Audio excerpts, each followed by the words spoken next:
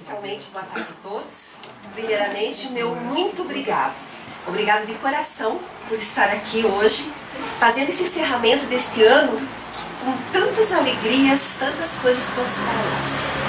E, como não podia deixar de ser, quem é a grande figura do mês de dezembro, quem é o grande aniversariante, motivo de todas as nossas celebrações, o Mestre Jesus, que a gente tem no Natal, que muitas vezes fica escondida a figura dele, principalmente por tanto comércio, tanto Papai Noel. Então, esse mês, em todas as casas que eu estou indo, eu me propus a falar sobre Jesus na visão espírita, tentando trazer um pouquinho dele para o nosso dia a dia. Hoje em dia a gente pode perguntar assim, né? Quem foi Jesus? Será que ele foi realmente uma lenda? Será que ele foi apenas um homem? Ele realmente foi o filho do Pai que tanto se falou? Conversava há pouco tempo com um senhor que chegou a me perguntar assim: menina, você acredita que Jesus existiu? Então se veja, nós ainda temos pessoas que duvidam que ele tenha existido. Por quê? Porque há muitos mistérios em torno da sua figura, do seu nome. Começando pela sua concepção, foi anunciado por um anjo, nasceu de uma virgem, né? Então tem várias coisas que ainda deixam muitos questionamentos para nós. Mas o que a gente não pode negar é que Jesus, 2000 anos depois da sua passagem sobre a terra, ele ainda tem as respostas para as nossas dúvidas, para as nossas indagações. Ele ainda tem aquela palavra de consolação para as nossas aflições. Eu trabalho do lado de um computador e eu tenho um evangelho. Então muitas e muitas vezes eu estou lá atribulada, preocupada, eu abro o evangelho e está ali Jesus falando comigo através do evangelho, me dando aquela mensagem, aquela palavra que eu realmente precisava ouvir. Sem dúvida alguma que Jesus é o ser mais notável da humanidade. Se digitarmos a palavra biografia de Jesus no Google, é o ser mais biografado que se tem conhecimento. A sua vida e a sua obra são as mais comentadas. E aí vem o primeiro fato interessante. O que Jesus escreveu? A única passagem que a gente escuta que ele escreveu alguma coisa foi da passagem da mulher adúltera, exatamente isso, que Jesus rabiscou na areia os pecados, os vícios daquelas pessoas que estavam julgando. Em nenhum outro momento se tem notícia que ele escreveu alguma coisa. Então pensa bem, a sua obra é tão comentada depois de tantos anos e ele não escreveu nada. E o seu evangelho, considerado o nosso testamento, a herança que ele deixou para nós, é um legado que a humanidade tem. E ele nada escreveu. E por isso que ela sofreu tantas alterações. Primeiro, se a gente for pensar assim, qual o idioma que Jesus falava na época? Hebraico, aramaico. E o primeiro evangelho foi escrito em grego.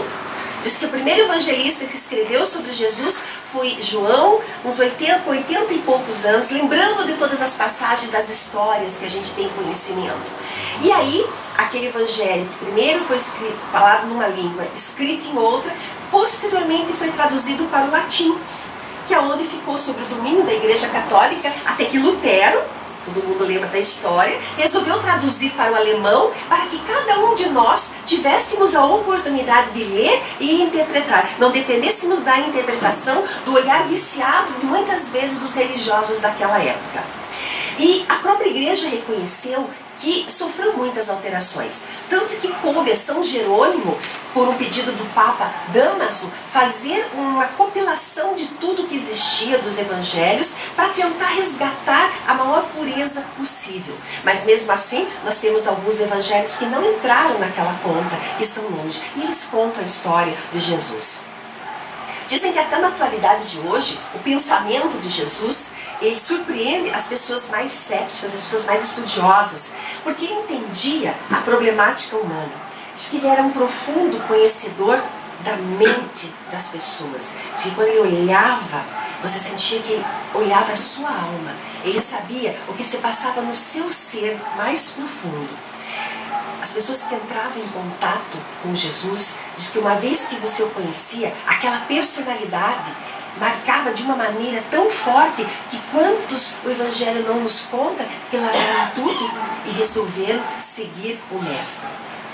Ele demonstrava o que nós deveríamos fazer, não somente com palavras, mas através dos seus exemplos. No nosso grupo de estudos, eu estou à frente de 2 grupos na casa, nós fizemos um exercício uma semana. A gente tinha que, naquela semana, agir como Jesus agiria. Pensar como Jesus pensaria. Fizemos durante a semana toda esse exercício. Eu já fui reprovada no primeiro momento, quando eu peguei o carro e comecei a dirigir. Então agora eu vou dirigir como Jesus dirigiria. Dando sinal de seta, esperando a vez, dando lugar para o próximo. Não. Então pensa o exercício desse de nós tentarmos fazer aquilo que Jesus faria. Se a gente tem dificuldade para fazer isso num simples ato de dirigir, que dirá olhando para os nossos inimigos e fazendo o convite que Ele nos propôs de amá-los, não somente de tolerá-los. E agora talvez esse convite seja bem oportuno. Se aproxima as festas de final de ano, reúne-se as famílias, e quem não tem aquela cunhada que sempre não gosta de lavar louça, que é alérgica a alguma coisa, que se reúne, e aí a gente tem que exercitar o nosso amor, a nossa caridade, o nosso perdão. Eu falo bem simples, se a cunhada tem alergia para lavar louça, põe ela para cortar cebola. Né? Pronto, não que as mãos não permitem, a gente tem que aprender a viver. Talvez Jesus daria uma outra atividade para ela. Vamos exercitar isso. O mais interessante é que Jesus falava com uma linguagem simples para um povo simples e humilde. Ele pegava o quê?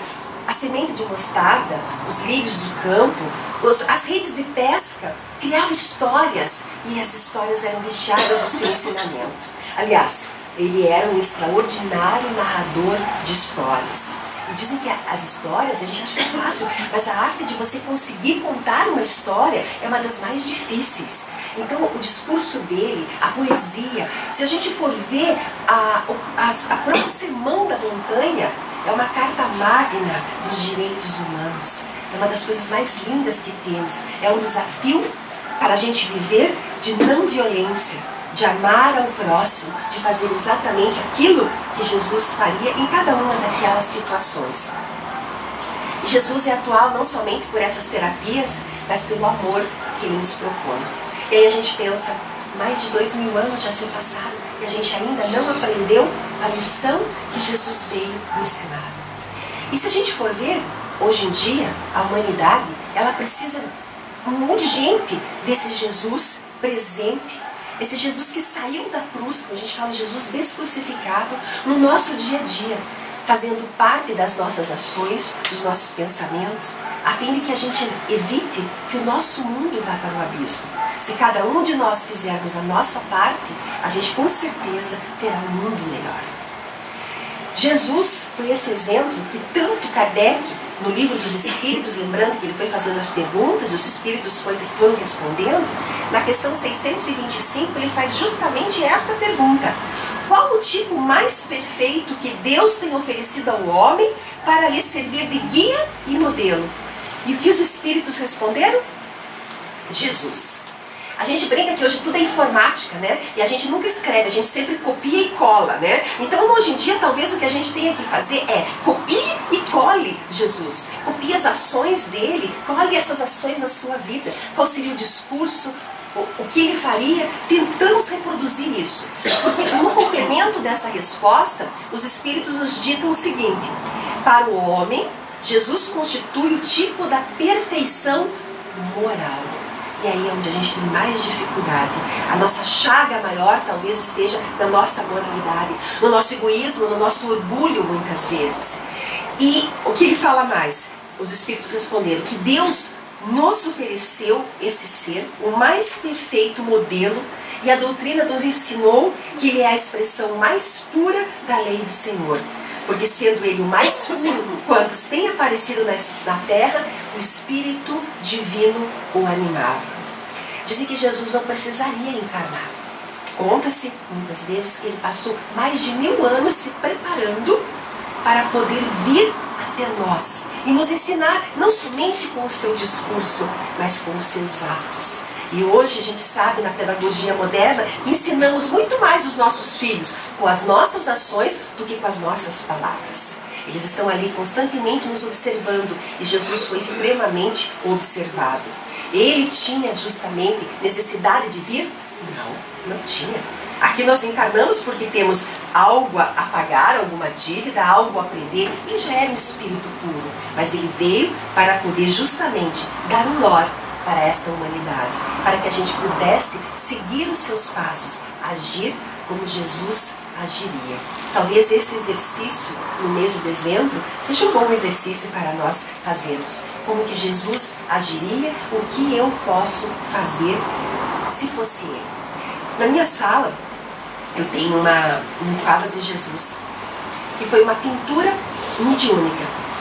Eu olho para aquele olhar dele, aqueles olhos, e fico pensando, o que o Senhor faria? E tento guiar as minhas ações, as minhas decisões, baseadas no que ele realmente faria naquela situação. Talvez esse exercício seja um bom exercício para a gente fazer agora em dezembro. Fala-se muito da luz do olhar de Jesus. Em várias passagens do Evangelho, comenta-se que quando Jesus olhou, a pessoa se sentia desnudada, a pessoa se sentia com a alma exposta. Ele foi, sem dúvida, um dos exemplos mais brilhantes da vida e do sentido de uma personalidade. E o mais interessante é que quem falou isso não foi nenhum religioso, mas sim foi Jung, o pai da psicologia, que nós consideramos. Então se veja, o próprio Jung considerou a personalidade de Jesus como o maior exemplo, o exemplo mais brilhante que se teve disponível na história. No Evangelho de João, tem uma passagem, no capítulo 12, que diz assim: e se alguém ouvir as minhas palavras e não crer, eu não julgo, porque eu não vim para julgar, mas para salvar o mundo. E aí eu já digo que vai um baita de um puxão de orelha pra gente, porque a gente julga os outros, né? A gente julga os outros, as situações, se fosse comigo eu não faria assim, se fosse meu filho eu não agiria desta maneira. Como nós julgamos, só falta a gente andar de toga e martelo na mão, porque nós somos piores que os juízes, já julgando e condenando aquelas pessoas. E o próprio Jesus falou que ele não veio para julgar, ele sim teria moral para nos julgar, e ele não veio para isso. Porque Jesus era dotado de algo sobrenatural, mas na realidade ele tinha capacidade, ele tinha recursos, ele tinha inteligência, ele tinha habilidade que foi desenvolvido há muitos milênios. E a gente pode se perguntar, mas aonde que ele conseguiu evoluir tanto? E a doutrina espírita nos conta que existem mundos onde existem vários Jesus. Eu não consigo nem imaginar que mundo seria esse, onde as pessoas seriam como Jesus, vários Jesus reunidos neste mundo. Talvez nós estamos fadados à evolução, pode até demorar um pouquinho, mas nós vamos evoluir e talvez possamos um dia entrar em contato num mundo feliz desse. E aí a gente tem que encarar a nossa vida no dia a dia de acordo com os ensinamentos de Jesus. E esse, sim, é o grande desafio. É o grande desafio de todo cristão. Joana de Ângeles fala também que Jesus era um exemplo de ser pela sua personalidade. Aqui nós temos que ele penetrava com segurança, como está escrito, nos refolhos do indivíduo e descobria as causas real daquela aflição. Mas mesmo assim, ele nos dava a oportunidade de perguntar: o que queres de mim? O cego, quando chegou para ser curado, o paralítico, Jesus olhou e falou: o que queres de mim? Será que ele não sabia? Claro que ele sabia. Mas ele estava nos dando uma oportunidade, mais uma, da gente aprender a ter a humildade de pedir aquilo. Porque muitos de nós querem que as coisas caiam do céu, mas não querem nem pedir. Eu não vou pedir, Deus sabe o que eu preciso. Cadê a nossa humildade de chegar lá e pedir aquilo que realmente necessitamos? Então ele conhecia as nossas aflições, o olhar dele nos penetrava. Joana falava que ele é exemplo da perfeita identificação do ânima com o ânimo. Espera lá, vamos tentar entender o que é isso. Diz que todos nós temos um lado feminino e um lado masculino que habita o nosso ser. O ânima seria o lado feminino e o ânimos o lado masculino. Ou seja, vamos pegar o exemplo de Jesus. Ele era severo, mas ele não era brutal. Ele era afável, mas ele não era conivente. Ele era nobre, mas não era orgulhoso. Humilde, mas não verbal. Talvez ele fosse o exemplo maior de personalidade em equilíbrio das duas coisas. Isto lembrando que para a sociedade judaica da época, o amor era considerado um sentimento feminino. E a mulher era considerada um ser à parte, fraco. Então, um homem demonstrar amor, uma fragilidade tipicamente atribuída à mulher, ele demonstrou a força que existia neste sentimento. E eu digo que a gente pode até pensar o que é o amor, mas quando a gente é mãe, a gente entende o que é a força do amor. Quando a gente fala que a gente morreria por um filho, com absoluta certeza, este amor acima de tudo. E aí eu digo, isso é frágil ou isso é uma força grandiosa da personalidade? E aí Jesus era esse equilíbrio. Ao mesmo tempo que ele tinha este amor, essa doçura, ele também tinha a força da masculinidade. Porque lembra da passagem, quando ele expulsou os vendilhões do templo, ele chamou todo mundo de hipócritas, porque agem como os fariseus. Então ele tinha esse equilíbrio de trazer uma nova versão da realidade, centrada não só no momento de agora, mas na vida futura. E talvez aí tenhamos que fazer outra reflexão. Peguemos o nosso dia, que ele tem 24 horas. Quanto tempo desse dia nós dedicamos à vida futura, ao Espírito, pensando na imortalidade da nossa alma? Nós trabalhamos no mínimo 8 horas, certo? Nós trabalhamos em casa, cuidamos dos nossos afazeres. Muitos de nós ainda passam 1, 2 horas numa academia cuidando do físico do corpo. E quantas horas desse dia nós dedicamos para o Espírito, que é o que vai nos ajudar lá na frente. Muitas vezes, para arrumar 1 horinha de vir na casa espírita, a gente não tem tempo. Que dirá para trabalhar? Não, estou muito ocupada, agora eu não posso. Eu participo em várias casas fazendo palestra, a gente conversa com todo mundo e todo mundo fala a mesma coisa, falta trabalhadores. Nós temos às vezes pessoas ali com 5, 6 funções. Por quê? Porque muitos de nós não queremos sair da posição de servidos para vir a servir. E ninguém é tão pobre que não tenha nada para dar. E não é tão rico que não necessite de alguma coisa. Então todos nós podemos servir de alguma maneira. Podemos ocupar o nosso tempo também pensando nessa imortalidade do nosso espírito. Só assim a gente vai tirar a humanidade do abismo que ela se encontra. Quando cada um de nós usar Jesus como nosso farol e nosso guia, e a gente sair da nossa zona de conforto e realmente começar a abraçar uma causa e se propor a ajudar desinteressadamente o próximo. Seguindo quem? O exemplo de Jesus. Aí a gente pensa, mas como é que foi a infância de Jesus? Das obras oficiais, pouco a gente sabe. Se a gente lembrar bem no Evangelho, o único momento que se fala da infância de Jesus foi quando Maria, né? Presta atenção, não foi José que perdeu Jesus, né? O Evangelho já está escrito que Maria que perdeu Jesus, né? Ele estava com o pai e com a mãe, mas conta que Maria perdeu Jesus, que ele ficou 3 dias sumido nas festas e foi encontrado no templo discutindo com os doutores da lei. Ele tinha 12 anos nesta ocasião. Então é o único momento que a gente escuta alguma coisa da narração da infância de Jesus. Também temos dificuldade de saber o que ele fez entre os 12 e os 30 anos. Existem 2 obras psicografadas, uma que tem esse título, Jesus dos 12 ao 30, e outra, Jesus ditado por ele mesmo, também uma obra de psicografia, que nos contam o que ele fez durante esse período da história que nós não sabemos. Diz que ele aprendeu um ofício com o pai, ajudou a sustentar os irmãos. Nesse meio tempo, José desencarnou, voltou para o plano espiritual porque ele era muito mais velho.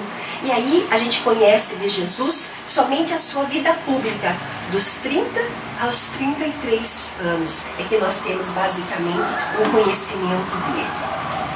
Para quem gosta de leitura, eu vi que a casa tem uma tendência de ler, vou sugerir para vocês, eu vou comentar sobre 2 livros, um eu não vou ter tempo, só vou dizer que existem, Jesus e Atualidade. Quando eu e Suzy começamos a estudar Joana de Ângeles, lá na Federação, acho que uns 6 anos atrás, esse é o primeiro livro da série chamada Psicológica. É o livro número 1. Lembro que na época, quando eu fui ler esse livro, eu me propus assim. Eu acordava, lia uma mensagem, um capítulo, porque são mensagens curtas, 2, 3 páginas no meio, fazia a minha oração e ia trabalhar. E parece que aquela lição daquele dia era justamente o que eu precisava ouvir. Então talvez fique aí um convite para a gente ler Jesus e a Atualidade. Porque eu vou comentar bastante agora sobre um outro livro, também da série psicológica, que é Jesus e o Evangelho à luz da psicologia profunda. Esse livro foi feito assim. Cada capítulo do Evangelho foi tirado uma passagem e comentada à luz da psicologia, tentando entender o que se passa conosco. Como eu não tenho como comentar os 28 capítulos aqui, eu escolhi 5, que são talvez as lições que eu mais preciso aprender, aqueles que mais me chamaram a atenção, para comentar com vocês e guiar para as nossas reflexões. E o primeiro capítulo que eu escolhi para a gente conversar é o capítulo que fala sobre os renascimentos. Conta que Jesus conhecia todas as nossas mazelas, as nossas dificuldades, né? E aí ele encontra Nicodemos, que era um doutor da lei, e aí Nicodemos pergunta: como que pode um homem já velho nascer novamente? Ele vai encolher e entrar no ventre da sua mãe? Como que pode ser isso? E aí vem o primeiro momento que Jesus explica explicitamente, que é uma das 3 passagens que Kardec separa, onde Jesus deixa muito claro a reencarnação. Então o renascimento que aqui se faz é um renascimento de todas as vezes que nós já tivemos a oportunidade de retornarmos aqui. Quem de nós nunca falou isso? Ai, como eu queria ter 18 anos de novo. Eu ia fazer tudo diferente. Os meus 20, queria voltar aos meus 20 anos, ia fazer muita coisa diferente. Alguém já falou isso aqui? E nós já tivemos essa oportunidade. Porque quantas vezes já renascemos, quantas vezes já tivemos 20 anos e tivemos a oportunidade de fazer diferente aquilo que não conseguimos fazer em outra ocasião. Então, se a gente for ver, os renascimentos é o próprio perdão de Deus para nós. É o amor infinito dele nos perdoando. Porque ele não é aquele pai que, apesar de termos errado, nos condena a um fogo do inferno eternamente. Não, ele nos dá novas oportunidades de renascermos e fazermos aqui, de repente, algo diferente que não conseguimos. Então a reencarnação, desse modo, ela também é um processo psicoterapêutico do amor de Deus, da sua justiça, que não deixa nenhum filho pagando eternamente, mas que dá a oportunidade de ressarcir as suas faltas. E que a gente possa evoluir de acordo com o quê? Com os nossos próprios esforços. Eu digo que nessa onda de terceirização, a gente poder evoluir de acordo com o nosso próprio esforço é uma grande vitória. Talvez o maior esforço que nós tenhamos que fazer seja no renascer de dentro de nós. Porque ninguém pode ver o reino de Deus se não nascer de novo. Isso pode significar que eu tenha que deixar de lado aquelas mazelas conflitivas, eu tenha que deixar de lado aqueles meus vícios que eu não consigo me livrar, eu tenha que matar o homem velho para que o homem novo possa realmente nascer. Então talvez essa seja a grande terapia, o grande convite de Jesus. Porque a batalha, ela inicia dentro de cada um de nós. E aí talvez seja o nosso maior erro. A gente quer mudar a mãe, o marido, o mundo, o governo, mas a gente não muda a gente, que é a única pessoa que nós temos o poder de mudar. E se nós mudarmos para melhor um pouco todos os dias, consequentemente o mundo que habitamos ficará um pouco melhor todos os dias. Então talvez dezembro agora seja o mês desse renascimento, que nós possamos renascer uma pessoa melhor, ser amanhã melhor do que eu fui hoje, tentar seguir os passos de Jesus. O outro convite que eu faço para vocês, esta lição é o que eu mais preciso. Eu sou uma pessoa sem paciência, não vou mentir, ainda mais que a minha filha está aqui, ela vai me desmentir. Eu não tenho paciência. E parece que a paciência é a lição que todos os dias Deus põe para me testar. Eu tenho um marido extremamente calmo, eu tenho filho calmo, eu tenho funcionários calmos também, eu tenho coleguinhas no trânsito extremamente calmos andando na minha frente. A fila que eu estou é sempre aquela que está mais devagar. E aí você é convidado o tempo todo para que você exercite esta sua paciência. E a história conta que Jesus era um ser de extrema paciência, conhecedor do passado das almas, sabia prever o futuro e como resultado ele tinha esta paciência. E aí ele colocava que a paz, a calma, deve constituir a meta de cada um de nós nas nossas lutas contínuas, na nossa tentativa de adquirir paciência. E esta é uma conquista individual e não tem para vender em farmácia, no supermercado, não tem uma injeção de paciência. É aquela coisa que a gente tem que fazer todos os dias. Conseguiu, eu brinco, estrelinha na mão, vai dormir, parabéns, e amanhã começa tudo novamente, porque é aquele esforço contínuo. Só assim você vai se transformar. Você vai aprender que a paciência também é uma caridade. E quantos de nós não temos nem paciência de ouvir as dores do nosso próximo? A pessoa vai se queixar que não está bem, que está com algum problema. Você nem escuta o problema da pessoa, você vai dizer, ah, isso não é nada. Comigo aconteceu coisa muito pior. Nós não temos nem a paciência, a caridade de ouvirmos as dificuldades do nosso próximo. E se a gente for ver, algumas pessoas, elas se encontram tão doentes moralmente, elas se fazem tão descrentes de tudo na vida, que as pessoas se tornam agressivas. São aquelas pessoas difíceis de serem ajudadas. E talvez sejam essas pessoas onde a gente tenha que exercer mais ainda a nossa paciência. Tenhamos que copiar o que Jesus faria no nosso lugar e ser aquele mestre em terapia, em paciência, da própria psicologia. Porque ele diz que a gente tem que servir, esperar e ensinar pacientemente. E a gente não tem isso. E quando é o próximo, mais próximo, esse que a gente menos tem paciência. A gente muitas vezes tem paciência com as pessoas lá fora, mas com a pessoa dentro de casa, nós não temos esta paciência. Você quer ver um exemplo? Uma visita vai à sua casa e derrama café na toalha. Você diz, ah não, tudo bem, sem problemas, já ia lavar mesmo, né? Agora, se é o marido, se é o filho, a gente teria esta paciência? Veja como a gente age com um julgamento diferente. Então esse é o convite que eu faço, da gente exercitar a nossa paciência. O próximo que eu separei fala sobre os julgamentos. Já como Jesus sabia examinar sem julgar, muito menos ele punia. Como consequência, ele viveu muito feliz. Mas o que acontece conosco? A gente julga. A gente julga de uma maneira insensata, de uma maneira arbitrária. Muitas vezes a gente só enxerga os defeitos da outra pessoa e julga isso. E aí a psicologia vem novamente nos explicar que a gente só enxerga no próximo aquilo que existe dentro de nós e nós projetamos.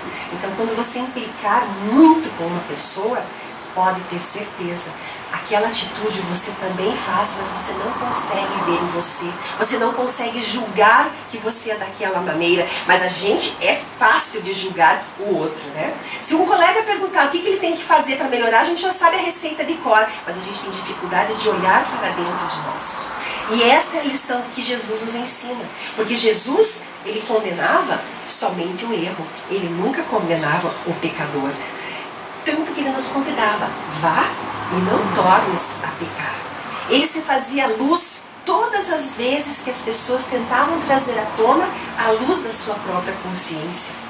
E nesse momento que a gente tem que enfrentar o que a gente tem de lado ruim, os nossos defeitos, os nossos vícios, só assim que a gente vai conseguir se transformar.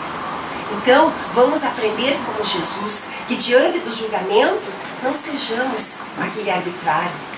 Não sejamos, como dizia no Evangelho, hipócritas. Tirai primeiro a trave do vosso olho e depois vede o argueiro no olho do próximo. Então a gente enxerga muito os defeitos das pessoas ao nosso redor e muitas vezes não reconhece aquele defeito enorme que nós tenhamos. Então este é o convite do Evangelho falando sobre julgamentos. Separei outro que eu acho de extrema importância, que é o amor filial. os filhos renascem através daqueles que eles têm compromissos morais. Então ninguém recebe como filho, como pai, como mãe, alguém que não esteja, atado em algum compromisso do passado. Então ambos, genitores e descendentes, a gente vem aprendendo, através principalmente da doutrina espírita, que nós temos o pai, a mãe, os filhos, os irmãos que necessitamos. E que a nossa maior dívida está ali dentro da família. Tanto que a gente brinca, né? Com família como essa, quem precisa de inimigos, nós falamos isso. Mas realmente os nossos maiores débitos estão ali dentro. Uma coisa que é interessante, e nós temos que aprender isso, e a doutrina deixa muito clara que o corpo deriva do corpo. Então eu passo para os meus filhos a altura, a cor do cabelo, a cor dos olhos, as doenças, o código genético. Mas o espírito é herdeiro do próprio espírito. Porque o que a gente ouve muito nas famílias, agora eu vou brincar um pouco com vocês. Quando a filha vai bem na escola, nossa, excelente aluno, puxou o pai, né? Pai inteligente, pai sabe as coisas, puxou o pai. Quando a filha é teimosa, é turrona, igualzinha a mãe dela. Não falam isso? Em casa pelo menos falam. Aí fala assim, puxou a mãe, é teimosa e mandona igual a mãe. Não puxou a mãe. Puxou o próprio espírito, o espírito herdeiro de si mesmo. Mas como que a gente vê mãe mandona junto de filha mandona? A afinidade. Talvez nós também somos colocados uma ao lado da outra para que uma possa ajudar. E é esse amor que o Espiritismo vem nos explicar, o amor que nós tenhamos que ter para os nossos filhos. Mas principalmente, antes de sermos pais e mães, nós somos filhos. E é aí que a gente tem que expressar, como diz o capítulo, de honrar pai e mãe, principalmente na velhice. Nos momentos de maior fragilidade é que a gente tem que literalmente honrar nosso pai e nossa mãe. Se nós pegarmos os 10 mandamentos, 7 tem a palavra não, e somente 3 não fala não. E um deles que não fala não é justamente esse: honrar seu pai e sua mãe. E é nesse sentido que a piedade filial é uma das mais significativas manifestações de amor que possamos ter como espíritos imortais. Porque você pode dizer, mas você não conhece os meus pais, o meu pai foi terrível, o meu pai não fez nada por mim, a minha mãe não me ajudou. Engano seu. Haroldo Dutra, numa palestra aos jovens no Rio de Janeiro, na conferência espírita, acho que 2 ou 3 anos atrás, ele falou uma frase maravilhosa. Ele falou para os jovens que seu pai e sua mãe deu tudo o que você precisava na sua vida. E aí ficou aquele silêncio. O que ele deu? Ele te deu a vida, a oportunidade de renascer. O resto é com você.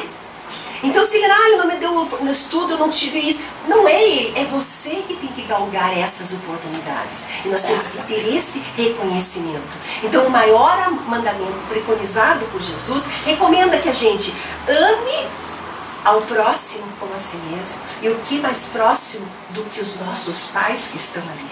E infelizmente a gente vê muitos pais abandonados, muitas famílias desunidas nesse sentido.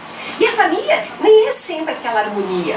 Normalmente a gente tem alguns perrengues, algumas coisas que temos que desenvolver. E agradecemos a oportunidade de ter aquele filho difícil, aquele pai complicado, aquilo que nos está dando a oportunidade de ressarcir as nossas dívidas frente ao nosso ser imortal.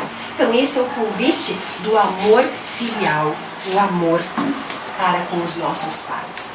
Um outro que eu separei fala muito sobre caridade, porque diz que amar é dever de todas as criaturas e que ninguém pode se eximir de fazê-lo, e esse amor deve ser incondicional. E não há uma melhor maneira de expressar o amor do que através da caridade. E aí a gente pensa, mas caridade não é só a caridade material. Muitas vezes o que o nosso próximo precisa é da caridade espiritual, a caridade moral, a caridade de ouvir, a caridade de não julgar, a caridade de estar ali disponível. E não podia talvez ter uma história, uma parábola que ilustrasse melhor o verdadeiro sentido da caridade do que a parábola do bom samaritano, aonde Jesus nos narra este exemplo de aquela pessoa despida, caída, que não se sabia de que tribo que era, de que região que era. Várias pessoas passaram e somente aquele samaritano que foi lá, juntou aquela pessoa, untou as feridas, fez tudo pelo próximo, aquilo que ele gostaria que a gente fizesse para nós mesmos. E daí no final desta parábola, ele nos fala uma frase muito simples, mas com um peso enorme: vai e faça o mesmo. E será que a gente faz o mesmo para o nosso próximo?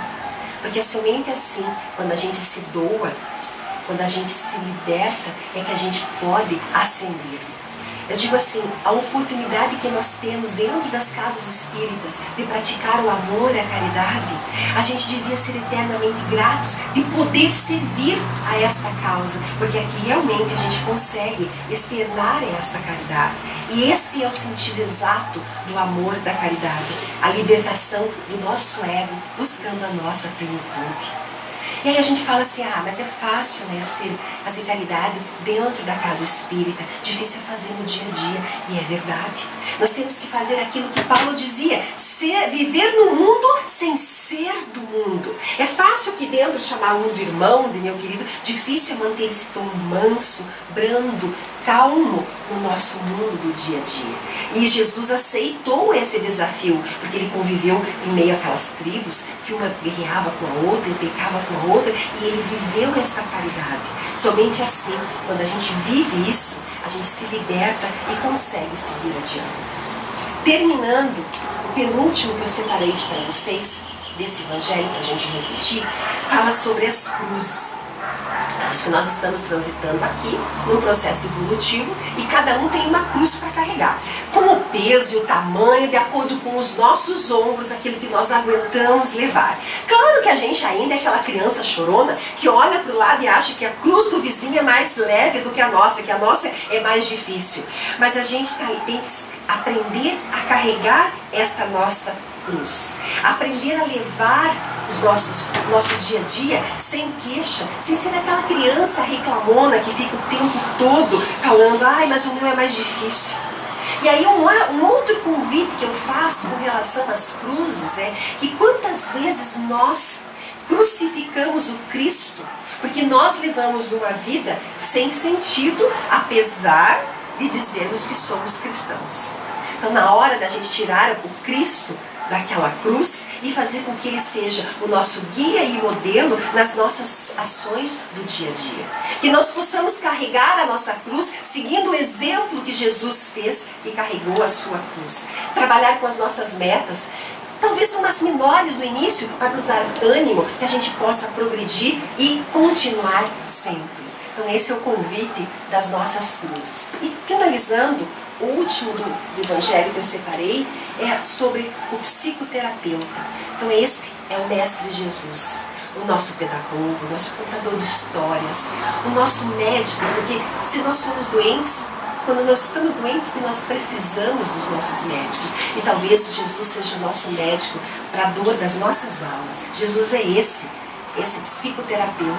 E somente quando a gente vai evoluindo, a gente vai amadurecendo, que a gente vai começando a enxergar aquilo que a gente não via antes. Hoje a gente chega, né? Eu estou com quase 50 anos, fico pensando, mas eu brigava com umas coisas quando eu tinha 20 anos. Não tem nada a ver. Talvez daqui a um tempo a gente consiga evoluir um pouco mais e enxergue isso. Porque Jesus, ele tinha esse dom da psicologia. Tanto que quando era convidado a curar alguém, ele perguntava, acreditas que eu possa te curar? O que quer que eu faça por você? Por quê? Porque ele queria que nós exercitássemos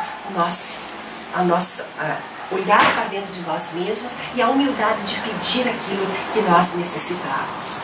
Então talvez seja isso, o grande X da questão, a gente conseguir enxergar os nossos defeitos e estar dispostos a mudá-los um pouquinho todos os dias. Talvez agora, dezembro, final do ano, a gente faz um balanço, né, da nossa vida, se propõe a fazer várias coisas no ano que se inicia. Talvez a grande proposta seja essa, vamos colocar o Jesus longe daquela cruz, mas no nosso dia a dia, para que ele guie os nossos passos e a gente possa fazer aquilo que ele faria. E aí fica a pergunta para que a gente possa fazer a reflexão. Qual a lição do Evangelho que eu mais preciso na atualidade? Eu separei aquelas que eu achei assim, que mais urgente, que eu estava precisando. Porque somente indo até o Mestre Jesus. E deixando-se penetrar pela sua realidade, poderá a psicologia profunda entendê-lo sem o definir, estudá-lo sem o limitar. Então, como diz o texto aqui, fica aí o convite que a partir de hoje nós possamos fazer o nosso encontro com o Cristo interno que vive em cada um de nós, principalmente nesse mês de dezembro, nesse mês que nós temos esse aniversariante tão especial, que ele possa renascer e viver dentro dos nossos corações e ser o norte a guiar as nossas vidas. Muita luz, muita paz para todos vocês e obrigada pela oportunidade de estar aqui.